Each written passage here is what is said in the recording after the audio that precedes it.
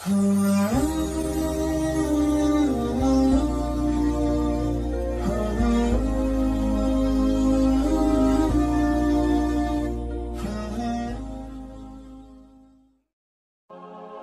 Islamic videos کے لیے ہمارے چینل حقیقت اسلام کو سبسکرائب کریں۔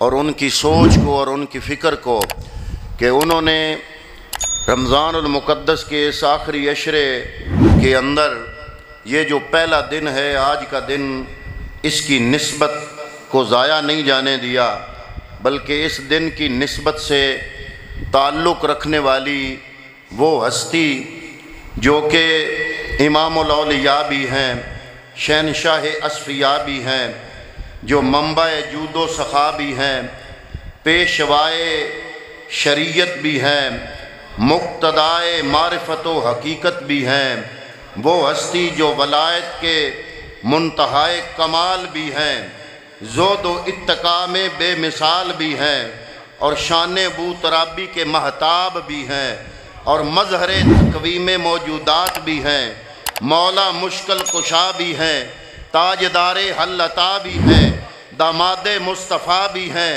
منبع فیض و عطا بھی ہیں، اور شمع بزم ہدا بھی ہیں، اور اخی مصطفیٰ بھی ہیں، جو مرتضیٰ بھی ہیں، مشکل کشا بھی ہیں۔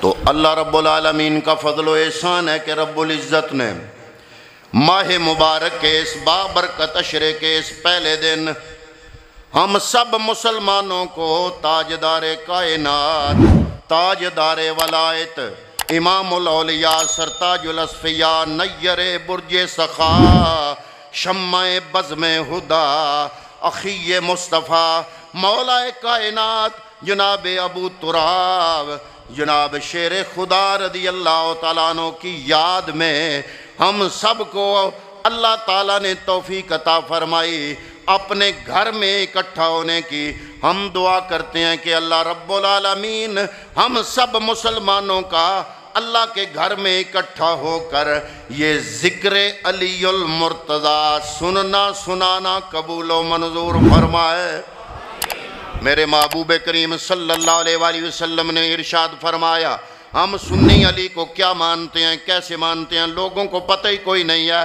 حضرات محترم، میں واشگاف انداز میں یہ بات آپ کی خدمت میں عرض کرنا چاہتا ہوں، مولا علی کو ماننا کسی طبقے کی نشانی نہیں، مولا علی کو ماننا، مولا علی کی محبت کسی مسلک، کسی خاص مسلک کی نشانی نہیں، کسی خاص جماعت یا فرقے یا طبقے کی نشانی نہیں۔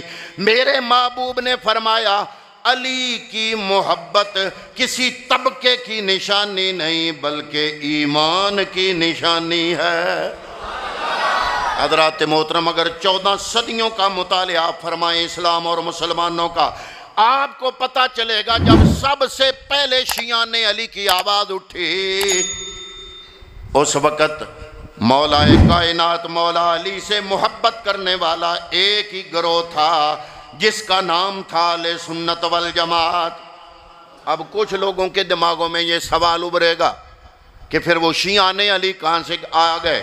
میں نے کہا جناب، جس زمانے میں کچھ لوگوں کو شیعان علی کہا جاتا تھا، اسی زمانے میں ان کے مقابل لوگوں کو شیعان معاویہ بھی کہا جاتا تھا۔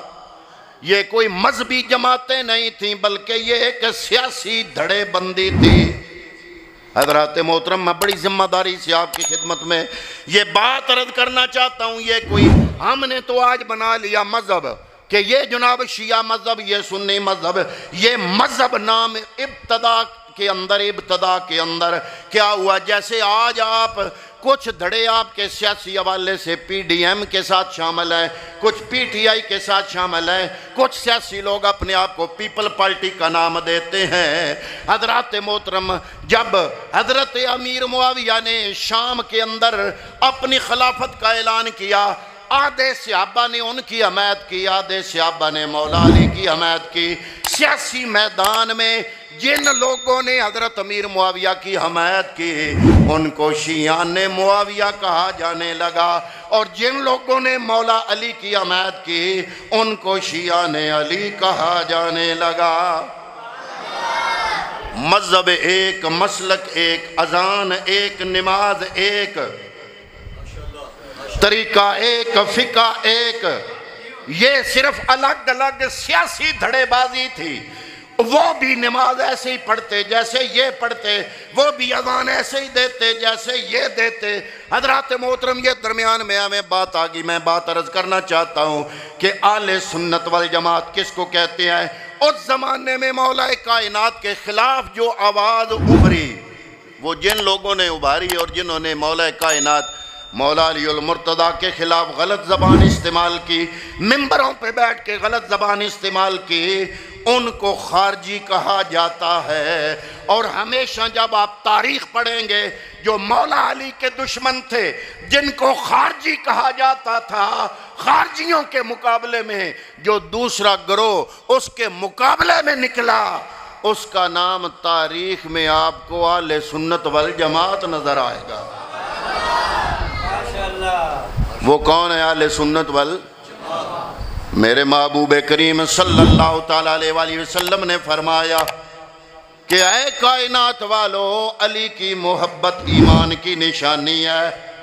کیوں؟ اس لیے المنافق کو، جو منافق آدمی ہے، لا یحب علیہ، وہ علی سے محبت نہیں کر سکتا، ولا یبغض مومن، اور فرمایا جو منافق بندہ، جو مومن آدمی ہے، وہ علی سے بغض نہیں کر سکتا، اور منافق بندہ علی سے محبت نہیں کر سکتا۔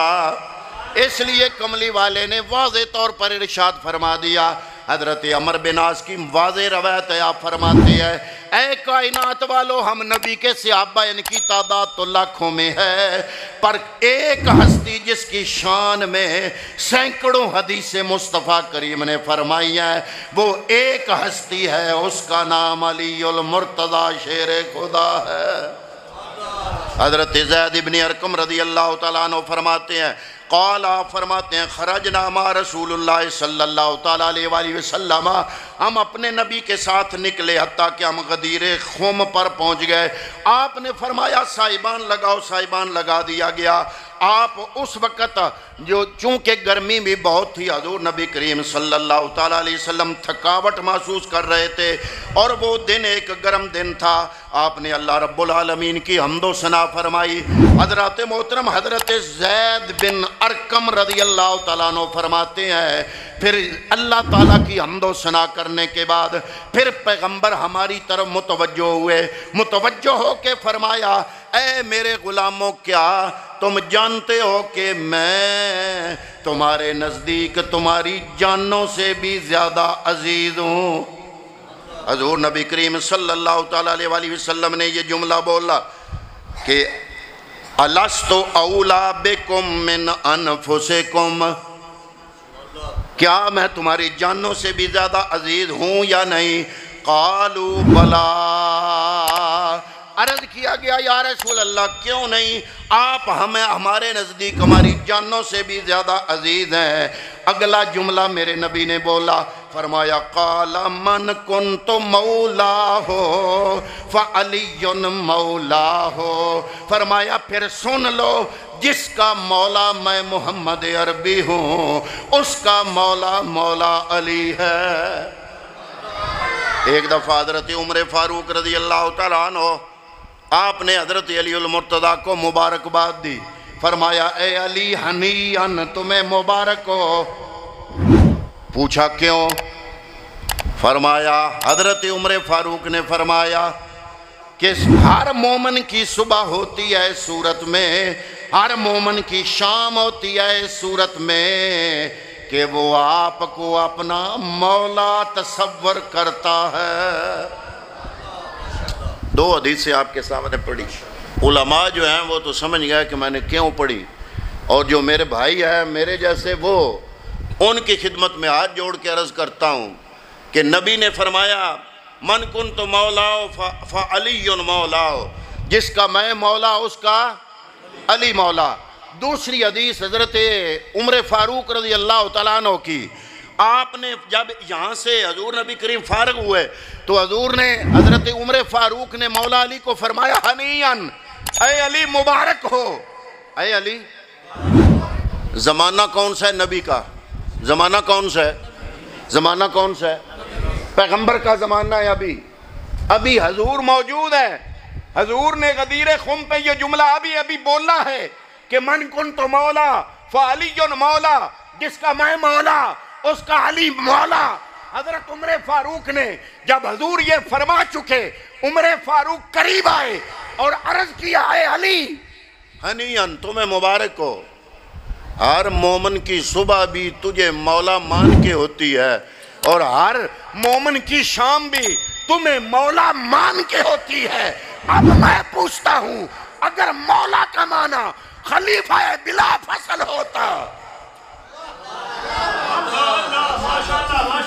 تو اس وقت زمانہ تو نبیوں کے امام کا ہے، اور عمر فاروق جملہ مبارک بھی دی، عمر فاروق نے مبارک بھی دی، اے علی تمہیں مبارک ہو۔ آپ نے فرمایا خیر مبارک۔ عمر فاروق فرماتے ہیں ہر مومن صبح کرتا ہے تجھے مولا مان کے۔ اگر مولا کا معنی خلیفہ ہے تو اس وقت خلیفہ مان کے۔ حضور کے موجودگی میں کس کی جرت ہے کہ وہ خلیفہ بنے یا کسی کو خلیفہ مانے، یا مولا علی خود حضور کی موجودگی میں اپنی خلافت کا اعلان کرے یا تصور کرے؟ جب پیغمبر نے فرمایا جس کا میں مولا اس کا علی مولا، عمر نے مبارک دی، علی مبارک ہو۔ ہر بندہ مومن صبح کرتا ہے تمہیں مولا مان کے، شام کرتا ہے تمہیں مولا مان کے۔ پتا چلا آج کے ملنگ کو کوئی غلطی لگ گئی، مولا کا معنی نہ نبی کے نزدیک یہ ہے، نہ علی کے نزدیک یہ ہے، نہ ان صحابہ کرام کے نزدیک یہ ہے۔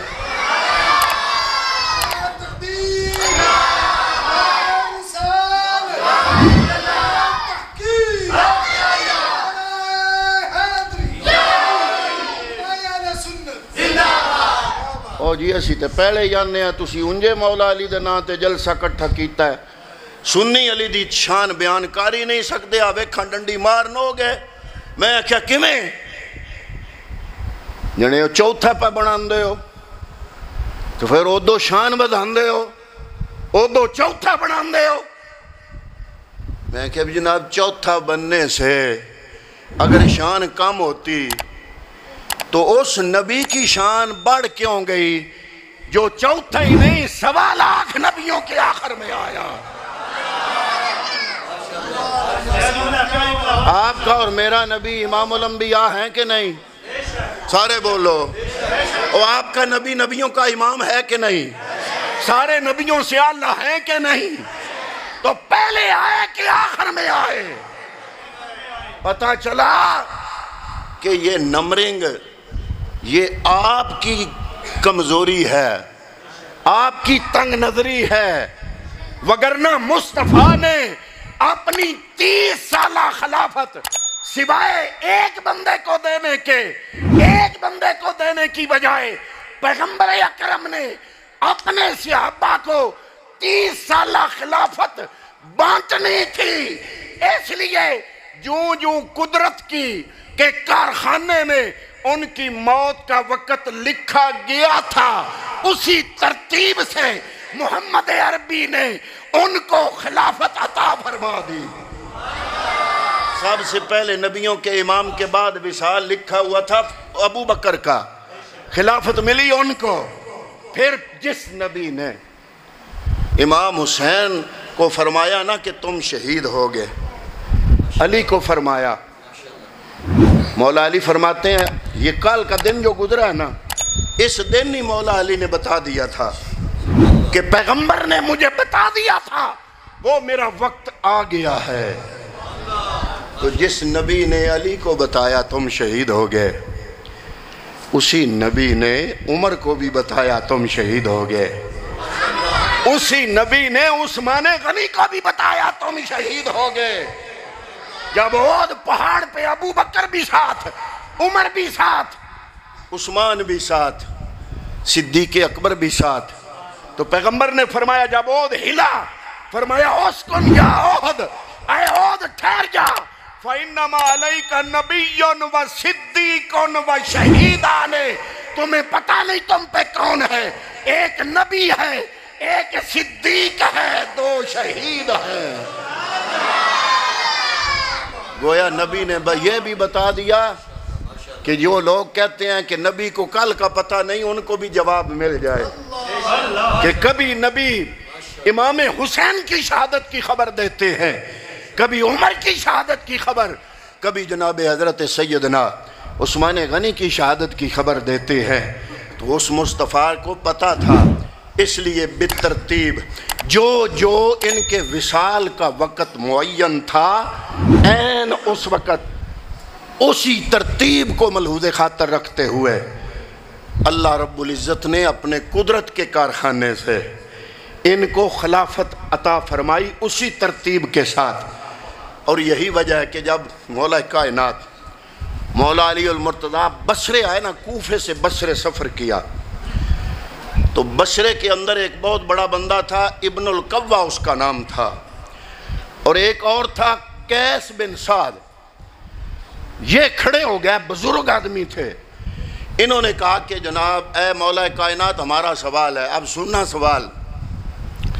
مولا علی کوفے سے گئے بصرے، بصرے کی جامعہ مسجد میں مولا علی بیٹھے، سارا بصرہ کٹھا، ابن القوا اٹھ بیٹھا، اس نے کہا کہ ایک سوال اٹھایا جاتا ہے کہ اے علی، یہ کہا جاتا ہے کہ خلیفہ بلا فصل آپ تھے، پہلی خلافت مل ابو بکر کو گئی، پھر دوسری بار عمر فاروق کو ملی، پھر عثمان کو ملی، آپ کو چوتھے نمبر پہ ملی۔ ہم آپ سے یہ پوچھنا چاہتے ہیں کہ یہ جو افواہ اٹھی ہوئی ہے کہ آپ نے پہلے ہونا تھا، یہ کہاں تک درست ہے؟ یہ اب مولا علی کون ہے؟ شیر بولیے، آپ مانتے ہیں مولا علی کو شیر خدا؟ مولا علی کیا ہے؟ شیر خدا۔ کیا وہ اس وقت بھی شیر خدا تھے جب ابو بکر صدیق نے فدق لے لیا تھا؟ کیا اس وقت بھی شیر خدا تھے؟ جب عمر فاروق نے بقول کسے حضرت زہرا کے مکان کا دروازہ گرایا، آگ لگائی، کیا علی اس وقت بھی شیر خدا تھے؟ میرا سوال ہے، اور آپ چاہے جتنے بھی رہ جاؤ، اگر کوئی آپ کے گھر گھس جائے، بیوی کو تھپڑ مارے، گھر کو جلا دے، کیا آپ کی غیرت گوارا کرتی ہے کہ برداشت کر لو؟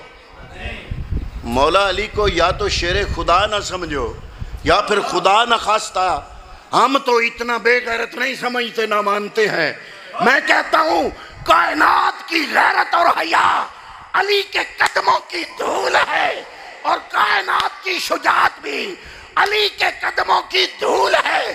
مولا علی نے اس کو جواب دیا، فرمایا اگر ایسا ہوتا تو علی ابو بکر کو نبی کے منبر پہ بیٹھنے نہ دیتا۔ اگر ایسا ہوتا، مولا علی نے بصرے کی مسجد میں کھڑے ہو کے جواب دیا، اگر ایسا ہوتا تو علی کبھی بھی عمر کو نبی کے منبر پہ بیٹھنے نہ دیتا۔ اگر ایسا ہوتا تو علی کبھی بھی عثمان کو نبی کی مسند پہ بیٹھنے کی اجازت نہ دیتا۔ آگے مولا علی نے جملہ بولا، فرمایا سن لو، علی کے نزدیک پیغمبر کے بعد اگر کوئی اس امت میں فضیلت والا ہے تو وہ 2 ہی ہیں، ایک کا نام ابو بکر ہے، دوسرے کا نام عمر فاروق ہے۔ ہم مانتے ہیں، ہم وہی مانتے ہیں جو علی منواتے ہیں۔ اصول کافی کی روایت ہے، مولا علی نے فرمایا، بلکہ پیغمبر کی حدیث ہے، پہلے وہ سنا لوں پھر علی کا فرمان۔ حضور نے فرمایا علی تیری مثال میری امت میں ایسے ہے جیسے حضرت عیسیٰ ابن مریم کی تھی۔ پوچھا یا رسول اللہ کیسے؟ فرمایا جنہوں نے مانا عیسیٰ ابن مریم کو، جنہوں نے مانا انہوں نے عیسیٰ کو خدا کا بیٹا بنایا، اور جنہوں نے نہ مانا انہوں نے عیسیٰ کی ماں مریم پہ زنا کی تہمت لگائی۔ جنہوں نے نہ مانا انہوں نے ابن مریم کی ماں پہ تہمت لگائی، جنہوں نے مانا انہوں نے عیسیٰ کو خدا کا بیٹا بنایا۔ اب اصول کافی کی روایت ہے، مولا علی کا ارشاد ہے، فرمایا سیہلک فیہ صنفان، میرے بارے میں دو گروہ ہلاک ہو جائیں گے۔ یا علی کون کون سے؟ فرمایا محب مفرط تذہب الحب الی غیر الحق، ایک وہ جو محبت کا دعوے دار ہوگا لیکن اس کی محبت ان کو حق سے دور لے جائے گی۔ وہ مبغض مفرط، دوسرا گروہ مجھ سے بغض کرنے والا، تذہب البغض الی غیر الحق، ان کا بغض ہی ان کو حق سے دور لے جائے گا۔ اے علی پھر کون ٹھیک ہوگا؟ فرمایا جو علی کو علی کے مقام پہ رکھ کے علی سے محبت کرے گا۔ میں اللہ کا شکر ادا کرتا ہوں کہ اللہ رب العزت نے ہمیں اہل سنت بنایا، کیونکہ سنی ہوتا ہی وہ ہے جو اہل بیت سے محبت کرے۔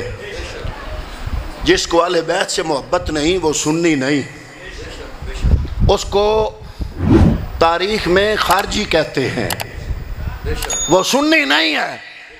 سنی وہی ہے جو علی المرتضیٰ سے اور اہل بیت سے محبت کرتا ہے، اور محبت ان کی محبت ان کو غلب کرنے پہ آمادہ نہیں کرتی۔ مولا کائنات فرماتے ہیں جن کا ادب میں کرتا رہا، جن کے پیچھے نمازیں میں پڑھتا رہا، جن کے دور خلافت میں وزیر اور مشیر میں رہا، ان پر تبرہ اگر کرو گے تو بتاؤ کس کی سنت ادا کرو گے؟ علی تو وظیفے لیتا رہا، حسن و حسین تو وظیفے لیتے رہے، ہم نے اپنے ہی دین بنا لیا۔ اصل میں معاملہ یہ تھا کہ اس وقت جب جنگ ہوتی تھی نا، تو جنگ کے لیے ایک گروہ ادھر ہے کافروں کا، یہ ہے مسلمان، انہوں نے جب دونوں لشکروں نے ٹکرانا ہے تو اپنی نشانی رکھنے کے لیے انہوں نے ایک کپڑا ٹانگ دینا ہے کسی بانس پہ، کہ ہمارے لوگوں کو پتہ لگتا رہے کہ ہم ادھر ہیں، اور ادھر والوں نے بھی بانس پہ ایک کپڑا ٹانگ دینا ہے تاکہ ان کو پتہ چلتا رہے کہ اس رنگ والا جھنڈا جو ہے نا وہ جہاں پہ ہیں وہ ہم ہیں، صرف ایک شناخت کے لیے۔ جب جنگ ختم ہوتی تھی تو وہ نشان ختم ہو جاتا۔ اس کی اصل حقیقت یہی ہے۔ اب جنگ بدر میں میرے نبی نے حضرت ام المومنین عائشہ صدیقہ کا دوپٹہ بطور علم استعمال کیا۔ جب جنگ بدر ہو گئی وہ نشان ختم ہو گیا۔ بھی اس کا اتنا ہی دورانیہ ہوتا ہے نا کہ میدان میں نشاندہی رہے، میدان میں کہ ادھر ہم ہیں ادھر وہ ہیں۔ جب جنگ ختم ہوتی ہے اس کی حیثیت بذات خود ختم ہو جاتی ہے، اس کی حیثیت کوئی قرآن میں نازل شدہ اراکین کی طرح نہیں بن جاتی، اس کی حیثیت اتنے تک ہی ہوتی ہے جتنے تک جنگ جاری ہوتی ہے، جتنے تک جنگ رہتی ہے اتنے تک وہ جھنڈے کی حیثیت برقرار رہتی ہے۔ جنگ ختم ہو جائے حیثیت ختم۔ اب 14 صدیاں گزرنے کے باوجود اپنے پاس سے کوئی بندہ رنگ ملا کے، اپنی ڈانگ پہ کپڑا چڑھا کے، اپنے چھت پہ لگا دے اور کہے کہ یہ عباس کا ہے، مولا عباس تو قیامت کے دن کہیں گے یا اللہ میرا یہ نہیں تھا، میرا تو سرخ رنگ کا تھا۔ اول تو یہ ہے کہ اسلام کے جو اراکین رب نے قرآن میں بیان کیے، اگر سب سے زیادہ کسی جنگ کا جھنڈا سنبھالنے کی ضرورت تھی تو سب سے بڑی جنگ بدر کی جنگ تھی، اس کو سنبھالتے۔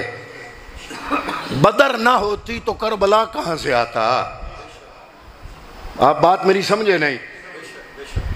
بدر میں جنہوں نے قربانیاں دیں اگر بدر نہ ہوتی، بدر کا میدان نہ ہوتا، وہ قربانیاں نہ ہوتی تو کربلا کی نوبت آتی، وہاں ہی دین ختم ہو جاتا، اسلام مٹ جاتا۔ یہی وجہ ہے کملی والے نے بدر کے میدان میں نکل کر رب کی بارگاہ میں عرض کی۔ صدیق اکبر فرماتے ہیں میرے نبی کی وہ دعا ناز والی بھی تھی، نیاز والی بھی تھی۔